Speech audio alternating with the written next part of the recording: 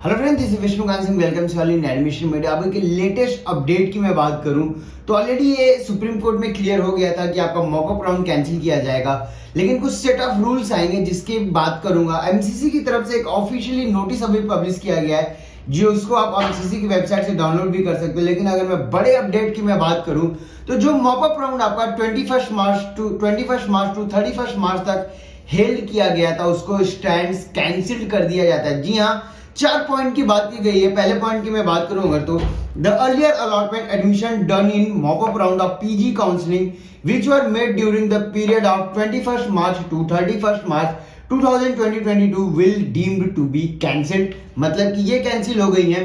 Second point जो बड़ा point है यहाँ पे, the fresh mock-up round of PG counselling will be conducted in due courses of for which the schedule will be announced on the MCC website soon.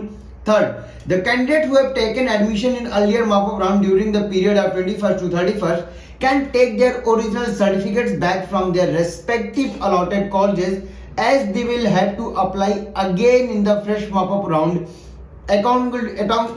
according to their eligibility. Fourth point, the colleges are directed to return the original certificates of the candidates without hassle and in time-bound manner. The fees pending dues should be refunded to the mop-up round candidates so that the candidates are not put any inconvenience. मतलब कि simple मैं अगर आपको बताऊं तो जहां पे भी आपने एडमिशन लिया था, जहां पे आपने डीडी सबमिट की थी, जो आपने ओरिजिनल डॉक्यूमेंट सबमिट किए थे, उन सारे कॉलेजेस में इवन जिसमें आपके 2 से 3 दिन तक आपने क्लासेस भी की थी, अभी वो सारी चीजें आपकी कैंसिल की जाती हैं। कॉलेजेस से आपको अपने सारे ओरिजिनल डॉक्यूमेंट्स रिकलेक्ट करने हैं, आपकी डीडी आपसे कलेक्ट करनी है और जो भी आपने फीस वहां पे किया है वो आपको रिफंड लेना है कॉलेजेस से। और एमसीसी ने उन्हें ऑर्डर भी दिया हुआ है कि आप इनकन्वीनियंस बिना किए हुए हेजल फ्री मैनर से आप बच्चों के रिटर्न कर दें, जिससे वो अपने नए एलिजिबिलिटी के अकॉर्डिंग नए मॉकअप राउंड में एलिजिबिलिटी के साथ ट्राई कर सकें। सीटें फिर से अलॉटमेंट आएंगी, री अलॉटमेंट तो होगा। यहाँ पे जो apply again in fresh mock-up round का अगर मैं एक सिंपल एक प्रोनाउंसिएशन करूं तो चांसेस ये भी है कि मॉकअप राउंड में आपका फ्रेश रजिस्ट्रेशन ओपन किया जाएगा। Chances I am not saying कि ये होगा ही होगा, चांसेस जरूर है कि आपके मॉकअप राउंड के लिए फ्रेश रजिस्ट्रेशन होगा एज पर योर एलिजिबिलिटी। अगर आप उन चीजों में एलिजिबल रहते हो, अगर आपकी लिस्ट अभी कन्वर्ट की जाएगी स्टेट से ऑल इंडिया की तरफ, उनमें से उन बच्चों को निकाला जाएगा जिन्होंने स्टेट में ऑलरेडी सीटें ले रखी हैं। प्लस कुछ सेट ऑफ रूल्स और देखते हैं क्या होता है। 146 सीट्स के लिए भी अभी काउंसलिंग होनी भी बाकी है, उसकी एलिजिबिलिटी ऑलरेडी मैंने अपने प्रीवियस वीडियो में बता रखी है कि आप क्या क्या किए हो या कौन कौन से वो डॉक्टर्स हैं जो एलिजिबल होंगे। बट जो बड़ा पॉइंट यहाँ पे ये है, इससे एक प्लस पॉइंट भी है, एक नेगेटिव पॉइंट है। नेगेटिव पॉइंट की मैं पहले बात करूं तो काफी सारे ऐसे बच्चे थे जिन्होंने एडमिशन ले लिया था, अलग अलग हॉस्टल्स, फ्लैट्स और बाकी चीजें कर लिए थे। अभी वो सारा चीज उनका वेस्टेज होगा, क्योंकि जहां पे भी वो फ्लैट लिए होंगे ब्रोकरेज और काफी सारी चीजें इन्वॉल्व होती हैं। हॉस्टल्स की अमाउंट रिफंड की जाएंगी, लेकिन ब्रोकरेज और बाकी एक्सपेंसेस, ट्रेवल एक्सपेंसेस आपके लॉस होंगे। अभी नए अलॉटमेंट में आपको सीटें आएंगी नहीं आएंगी, क्या होगा, that will be a big question.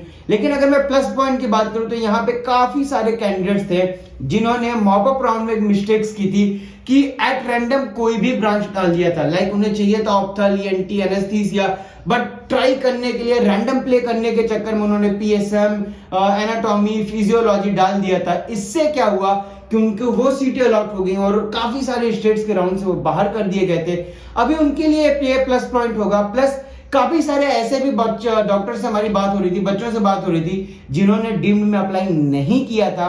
अगर फ्रेश रजिस्ट्रेशन ओपन होता है तो उनके लिए भी ऑप्शन बनेगा। लेकिन ये बहुत इंपॉर्टेंट पॉइंट होगा, क्योंकि अगर आप यहाँ पे फिर से रैंडम प्ले करते हो तो सुप्रीम कोर्ट आपके अगेंस्ट कोई ना कोई लीगल एक्शन भी जरूर लेगी, क्योंकि अभी सीट ब्लॉकिंग की वजह से ही ये सारी चीजें हुई हैं।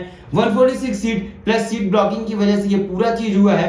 तो अगर अभी भी आप रैंडम प्ले करने जाओ तो बिलीव मी आपके हाथ कुछ नहीं लगेगा, काउंसलिंग से भी बाहर होगे। चांसेस है कि नेक्स्ट ईयर के लिए भी आपको ब्लॉक किया जाएगा। क्या होगा वो अभी रूल्स नहीं आए हैं, पेनाल्टी देना होगा, सिक्योरिटी अमाउंट फॉरफिट होगी। इसलिए रैंडम प्ले बिल्कुल भी ना करिए। आपको जो ब्रांचेस चाहिए सिर्फ उन्हीं ब्रांचेस को आप सेलेक्ट करें। जो ब्रांचेस को आप, जो बजट को आप फ्लेक्सिबल कर सकते हो, उसी बजट के अकॉर्डिंग चीजों को मूव करें। क्योंकि होगा क्या, रैंडम और स्मार्ट प्लेइंग के चक्कर में आपको स्टेट से भी जाओगे और ऑल इंडिया से तो ऑलरेडी आप देख रहे हो कि राउंड को ही कैंसिल कर दिया गया है। तो अगर इसमें आपको कोई हेल्प चाहिए या अगर आपको हमारी पेड काउंसलिंग सर्विसेज लेनी है तो उसके लिए you can contact me on 9545955519 या आप हमें व्हाट्सएप पे कॉल या मैसेज करके या व्हाट्सएप पे कॉल करके भी आप हमसे डिस्कस कर सकते हो चीजों को। फिलहाल तो इस वीडियो में इतना ही। Thank you for watching this video.